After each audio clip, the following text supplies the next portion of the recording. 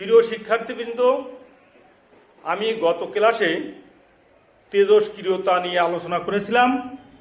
তেজস্ক্রিয়তা কি, এ কিভাবে উৎপন্ন হয়েছিল, এর আবিষ্কারের কাহিনী এবং এই তেজস্ক্রিয় পদার্থ থেকে যে আলফা বিটা গামা রশ্মি নির্গত হয়, এগুলোর ধর্ম, বৈশিষ্ট্য, ব্যবহার এসব নিয়ে আমি গত ক্লাসে আলোচনা করেছিলাম। আজ এই তেজস্ক্রিয় ক্ষয় নিয়ে আলোচনা করব, অর্থাৎ এই তেজস্ক্রিয় পদার্থ অনবরত রশ্মি নির্গত করে, অর্থাৎ তেজস্ক্রিয় পদার্থের পরমাণু ভেঙে প্রতিনিয়ত ক্ষয় হয়ে যায়। এই ক্ষয়টা কি হারে হবে এটা নিয়ে আজকে আমি আলোচনা করব।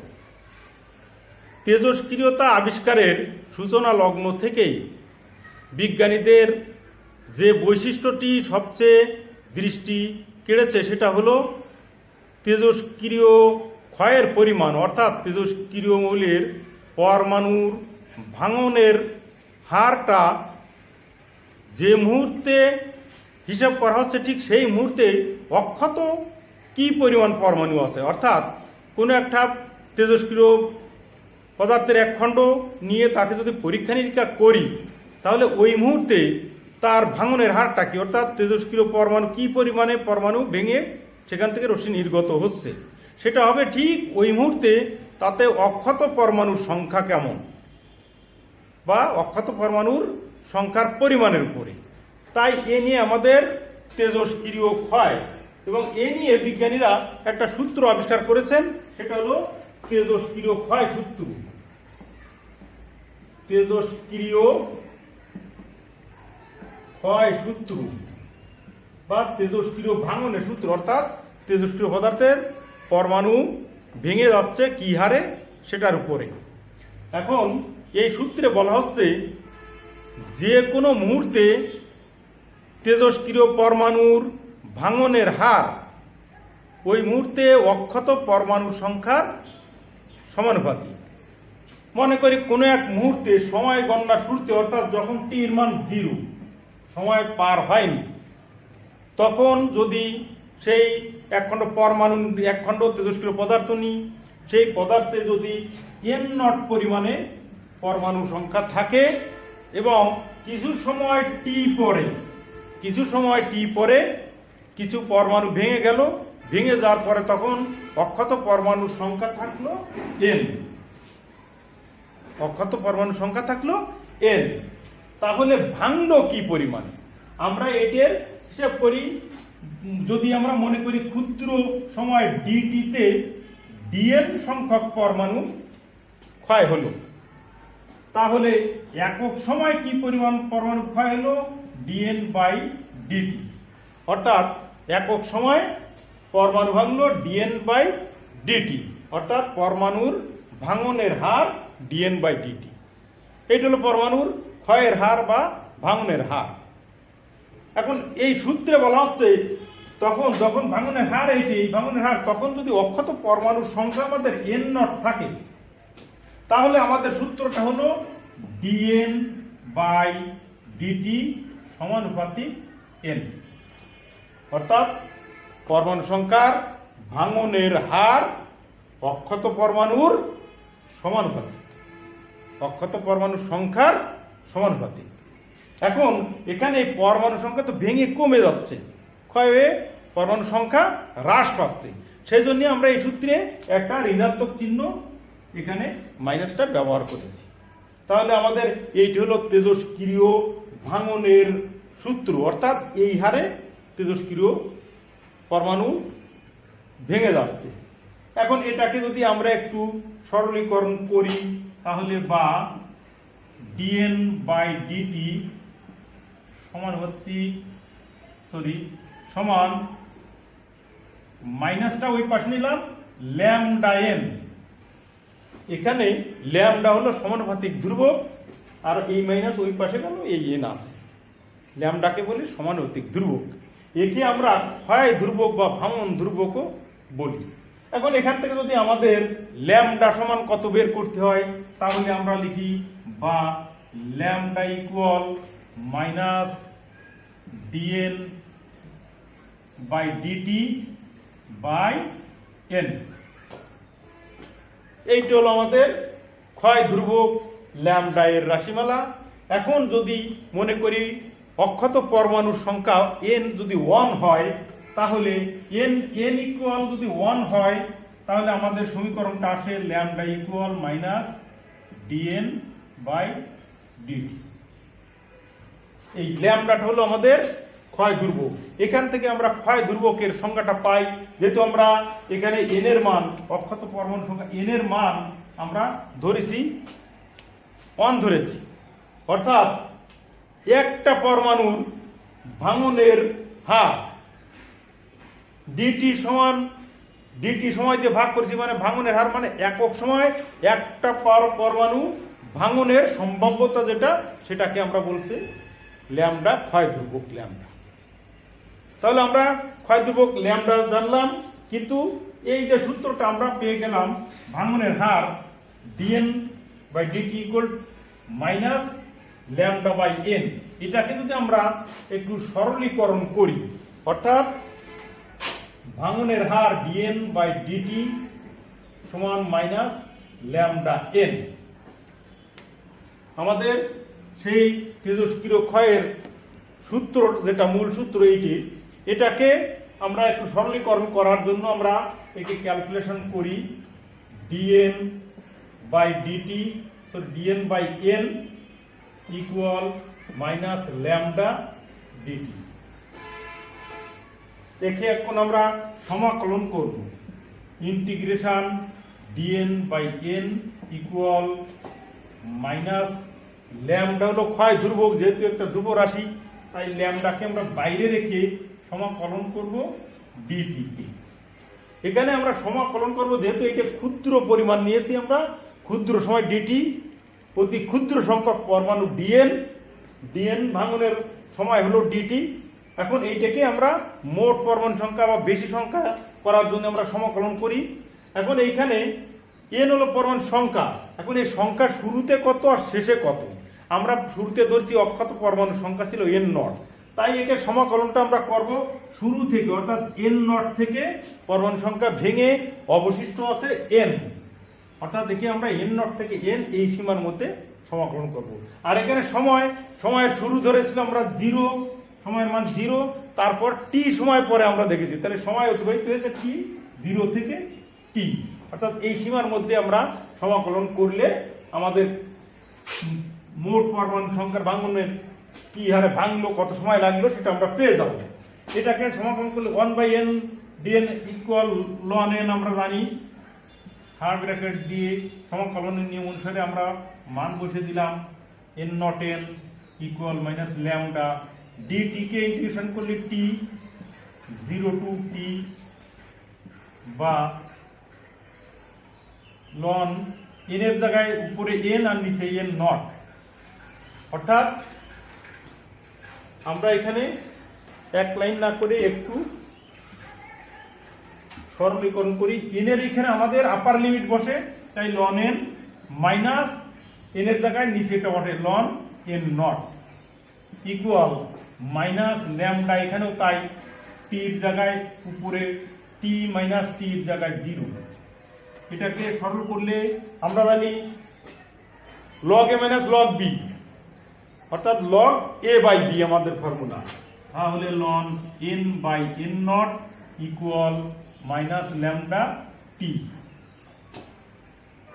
এখন এই লগ টার্মটাকে উঠানোর জন্য আমরা এক্সপোনেনশিয়াল সূচক জানি এর power ln n by n naught, এখানে n নট ইকুয়াল এর পাওয়ার মাইনাস ল্যামডা টি। ওই পক্ষে টার্মগুলোকে এর পাওয়ার করলাম। আমরা জানি এর পাওয়ার লগ অফ সামথিং মানে সামথিং, অর্থাৎ power n by n not equal এর পাওয়ার মাইনাস ল্যামডা টি। এখন যদি আমরা একটু কোনাকুনি গুণ করে দেই, তাহলে আমরা পাই অতএব n ইকুয়াল n নট এর পাওয়ার মাইনাস ল্যামডা টি, সমীকরণ 1। এটাকে আমরা তেজস্ক্রিয় ক্ষয়ের সূত্র বা তেজস্ক্রিয় ভাঙনের সূত্র বলি। এখানে যেহেতু সূচক আছে সেজন্য এটাকে তেজস্ক্রিয় ক্ষয়ের সূচকীয় সূত্র আমরা বলতে পারি n equal n nought e power minus lambda t. এটাকে আমরা তেজস্ক্রিয় ক্ষয়ের সূচকীয় সূত্র বলি বা তেজস্ক্রিয় ক্ষয় সূত্র বলি।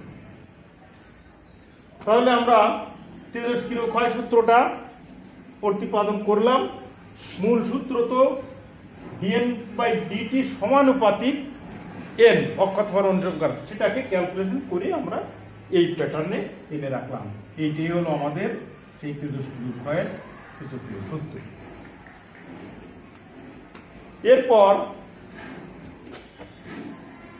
এরপর আছে অর্ধজীবন বা হাফ লাইফ। আর একটা টার্ম আছে অর্ধজীবন বা হাফ লাইফ। আমরা যে সূচকের সূত্রটা পেয়েছি সেটাকে এখানে একটু লিখে রাখি n equal n nought e power minus lambda t. এটাকে আমরা পেয়ে গেলাম। n নট প্রাথমিক পরমাণু সংখ্যা, n হলো অবশিষ্ট পরমাণু সংখ্যা, ল্যামডা ধ্রুবক, টি হলো টি সময় পরে অক্ষত পরমাণু সংখ্যা n আছে সেটা হলো টি সময় পরে। এখান থেকে আমরা আবার টি এর মান বের করতে পারি। কিভাবে?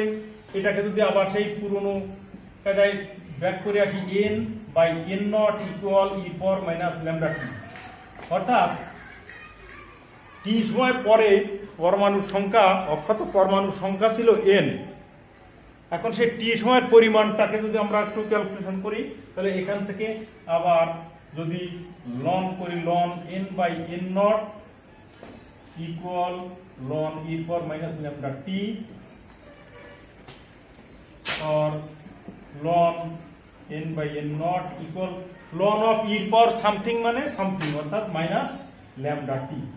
এখান থেকে অতএব টি ইকুয়াল মাইনাস এই পাশে গেলে 1/λ ln n/n নট।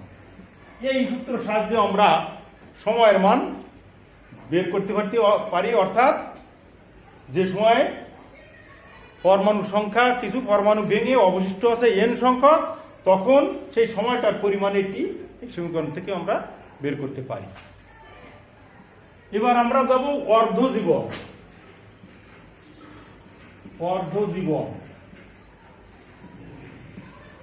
অর্ধজীবন বা half life, HALF half life. অর্ধজীবনটা কি? অর্ধজীবন মানে কি?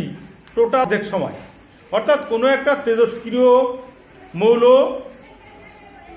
সমগ্র মৌলর অর্ধেক পরিমাণ ক্ষয় হতে যে সময় লাগবে, অর্থাৎ একটা একখণ্ড তেজস্ক্রিয় মৌলতে যত সংখ্যক পরমাণু আছে তার ঠিক অর্ধেক সংখ্যক পরমাণু ক্ষয় হয়ে যাবে এবং বাকি অর্ধেক থাকবে।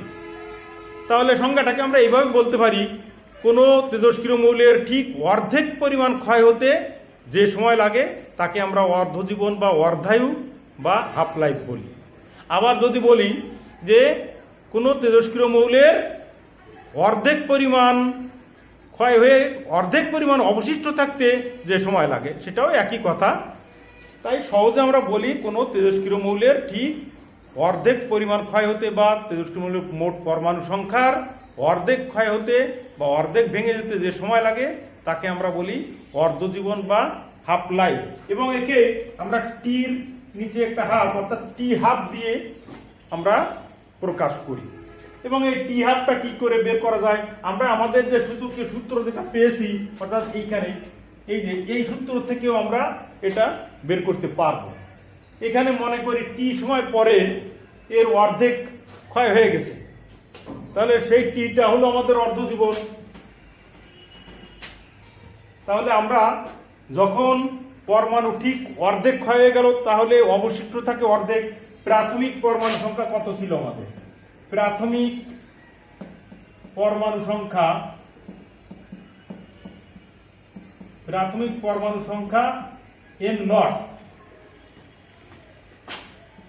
টি সময় পর অবশিষ্ট আছে কত? অবশিষ্ট n ইকুয়াল অর্ধেক ক্ষয় হয়ে গেছে, তাহলে অর্ধেক থাকবে, তাহলে n নট বাই 2। তাহলে এই যে টি সময়, এই টি সময়ে অর্ধেক ক্ষয় হয়ে গেছে, তার মানে এই টি সময়কে আমরা বলবো অর্ধায়ু বা হাফ লাইফ। তাহলে আমরা বলতে পারি এখানে অতএব টি হাফ ইকুয়াল টি, অতএব টি ইকুয়াল টি হাফ, একটু সাজিয়ে লিখলাম টি ইকুয়াল টি হাফ।